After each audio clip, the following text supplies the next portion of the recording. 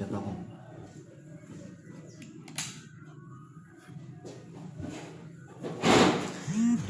Mais uma vez, boa tarde. Estamos numa sessão de debate epidemiológico, eu e o meu colega Hussein, e hoje vamos falar da hipertensão. Né?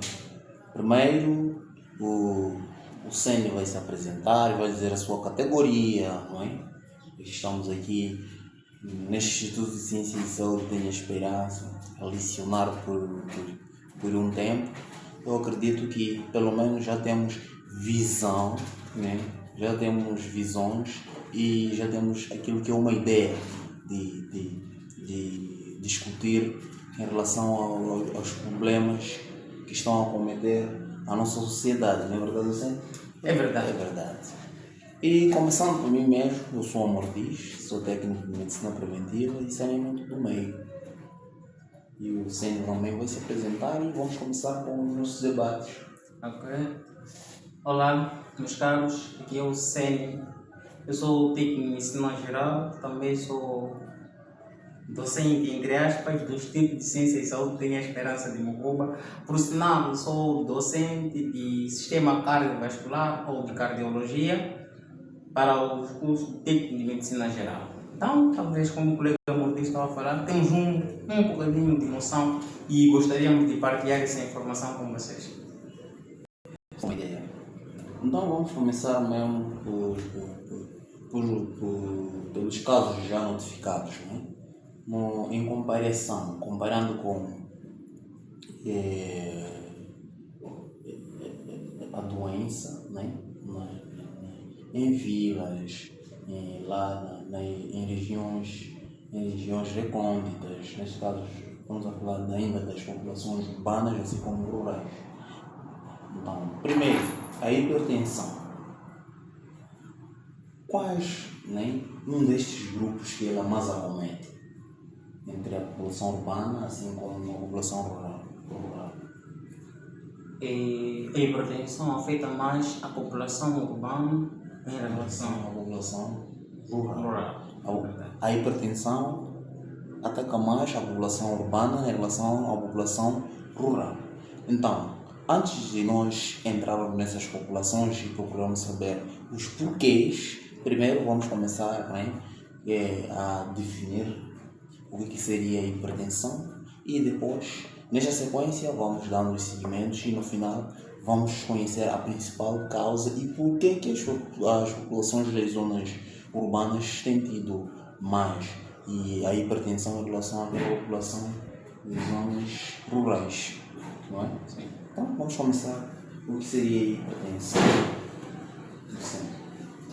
Bom, hipertensão arterial é a elevação da pressão arterial de uma maneira crônica em termos de níveis de pressão arterial na sístole acima de 140 mm de mercúrio e diástole acima de 90 mm de mercúrio.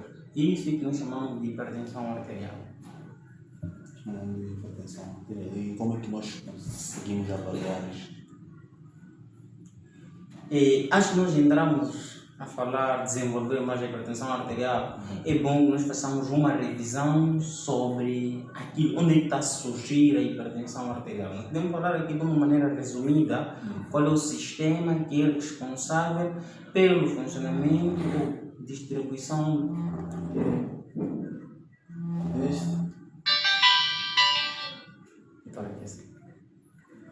Doutor, boa tarde. Estou bem, não sei, doutor. Sim, vamos jogo. A segunda. Então, quando sair daqui, onde é que posso localizar, doutor?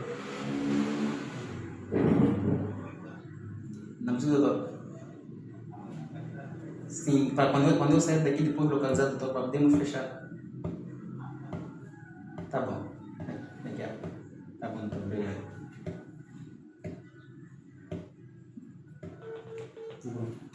Tá bom, aí. Para fechar. Ok. Vamos voltar. Depois vamos cortar isso. Então, tem que começar a definir? Tem que começar a Eu definir. vou falar resumida, né? Resumindo assim. Eu parei, já falei definição, né? Vamos falar do sistema. Ok. Então, Quando se fala de hipertensão arterial, é muito importante nós voltarmos para o sistema alvo. Qual é o sistema incriminado em causa da hipertensão arterial? Nós temos vários sistemas no nosso organismo. Temos o sistema cardiovascular. O sistema é um conjunto de órgãos. Estamos a falar do sistema cardiovascular. Cardio, do coração, vascular, de vasos. Esse é o sistema muito importante. Então, podemos falar de uma forma resumida qual é a função do coração e qual é a função dos vasos. O coração é o órgão, é um músculo que é responsável pelo bombeamento do sangue. Esse sangue, depois de ser bombeado, quem é que tem que levar? Então, é a parte dos vasos. Nós temos 3 tipos de vasos a nível do sistema cardiovascular. Temos as artérias, temos os capilares e temos as veias. As artérias são vasos que são responsáveis por transportar o sangue do coração para fazer a distribuição. A maior parte. Existe um grupo de artérias que não vão fazer isso. Por exemplo, temos a artéria pulmonar e temos a artéria lá a nível da circulação materno-fetal no bebê, que não vai fazer o inverso. Em vez de levar o sangue do coração e fazer a distribuição, vai levar sangue de toda a parte do corpo e devolver no coração. Esse processo de levar sangue de toda a parte do corpo e devolver no coração, quem faz são as veias. O sangue tem um dado muito importante. Para passar a nível das artérias, depende diretamente do funcionamento do coração. Se o coração parar de funcionar, não vamos ter nenhum sangue a circular nas artérias.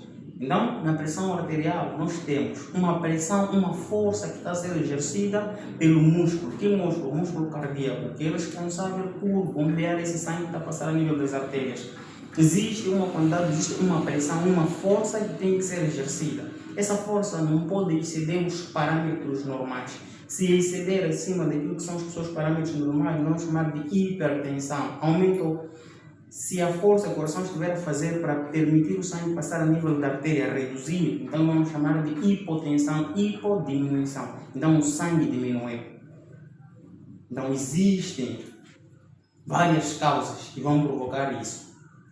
São muitas. Nas doenças cardiovasculares, nós dividimos as suas causas, ou tem lá os fatores que vão fazer surgir. Esses fatores, nós temos fatores modificáveis e fatores não modificáveis.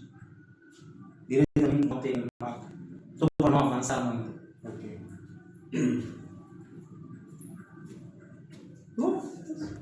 Posso começar a dar oportunidade. Ok. Então, nos fatores modificáveis, nós temos, por exemplo, tabagismo, obesidade, colesterol elevado, sedentarismo, indivíduos que não praticam atividade física, entre outras. E temos fatores não modificáveis. Isso nós nunca vamos conseguir modificar. Por exemplo, sexo do indivíduo, feminino ou masculino. Você nunca vai mudar isso. Nós temos o sexo masculino como um sexo que vai desenvolver mais doenças cardiovasculares em relação ao sexo feminino. Lá mais adiante vou explicar o que é isso. Temos a raça negra. É mais suscetível a desenvolver hipertensão arterial em relação à raça branca. Temos a idade. Você não vai mudar a idade do indivíduo. Por exemplo, a doença cardiovascular, por exemplo, a hipertensão arterial, vai ser uma doença que vai se manifestar em indivíduos de uma faixa etária mais avançada, nos idosos. Por que nos idosos? Porque nos idosos, com o passar dos anos, estamos a pensar que a nossa pele vai perder as células. Então, as células não vão ter a mesma capacidade de regeneração. Então, as células que estão nos vasos vão perder também uma capacidade. Como consequência, vamos ter uma vasoconstrição, que é uma das causas principais do surgimento da hipertensão arterial, segundo o seu mecanismo fisiopatológico. É muito importante conhecer a fisiopatologia da hipertensão arterial, porque é lá onde está a base do tratamento da hipertensão arterial. O fulano que não perceber bem a fisiopatologia da hipertensão arterial, esse fulano vai tratar a hipertensão arterial como adivinha, só ou porque está a imitar. Ok. E os fatores não modificáveis?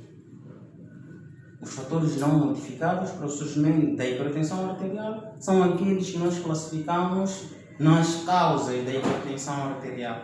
Nós falamos que temos causas primárias ou essencial e causa secundária. Nas causas primárias ou essencial, nós temos lá causas desconhecidas ou idiopáticas, que são de 90% a 95% segundo algumas literaturas.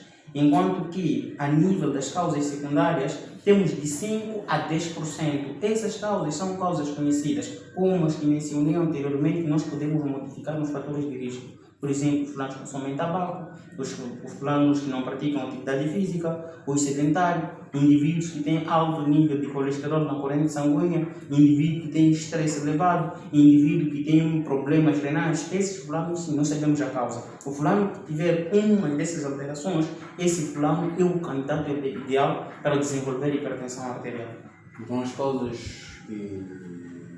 causas idiopáticas, uma vez que a maior percentagem está virada para elas, não deveriam ser mais priorizadas para tentarmos perceber o que realmente está a trazer essa hipertensão arterial, porque se temos ali as causas já conhecidas, né, como mencionaste, parece que todas as causas, né, conhecidas estão relacionadas com os hábitos e costumes do próprio indivíduo.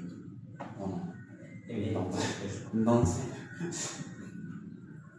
vamos cortar essa parte. Ok. Então,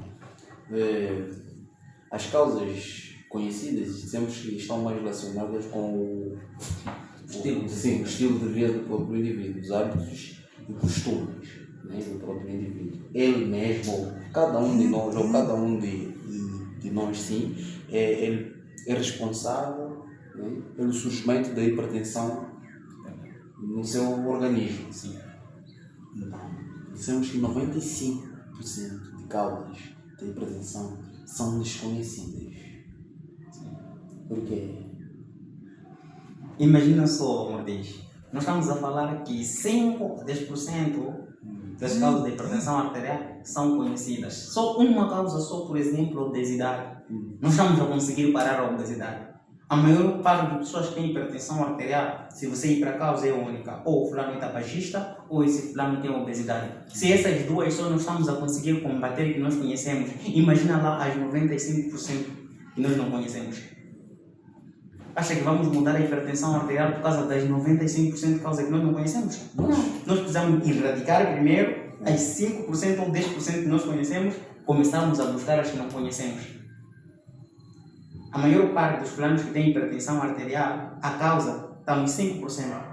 É causa secundária. Mas a maior parte. Tá bem, nós podemos fazer como se fosse uma comparação, ou podemos utilizar os estudos analíticos, bem? Sim, para podermos comparar dentre estas hipertensões, né? Sim, que estão ali a acontecer. E a maior parte que tem tido esses problemas são os desconhecidos, são de causas idiopáticas ou causas conhecidas? A maior parte é de causa conhecida. Lá nos 5%. O problema está aí. A maior parte de pessoas que têm hipertensão arterial é de causas conhecidas. Sim. Mas se disseste que 95% é de causas desconhecidas. Sim. E os pacientes que nós temos que têm hipertensão arterial, nós conhecemos a causa. Amigo, você tem hipertensão arterial por causa da sua atividade. Você tem hipertensão arterial por causa do consumo de tabaco. Cortar, não fumar. Então seria o contrário. Sim. Nós tínhamos que ter hipertensão arterial, você procurar a causa, não encontrar. Acredita lá que as pessoas estariam focadas em procurar. Qual é a causa então? Ou 95% de causas são conhecidas não. E 5% desconhecidas. Não.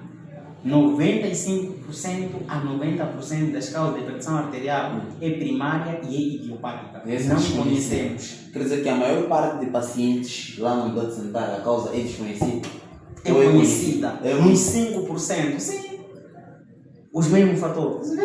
Obesidade, tabagismo, indivíduos que consomem álcool em excesso, vão ter cirrose hepática. Esses fulanos que vão desenvolver hipertensão arterial. Estão a desenvolver sim. Você pega um indivíduo, por exemplo, chega na tua consulta, tem hipertensão arterial. Na tua anamnese, na tua história clínica, você desenvolve bem, encontra o fator de risco. Como está a causar hipertensão arterial? É isso aqui. Sim. Então, suponhamos que é uma população, né?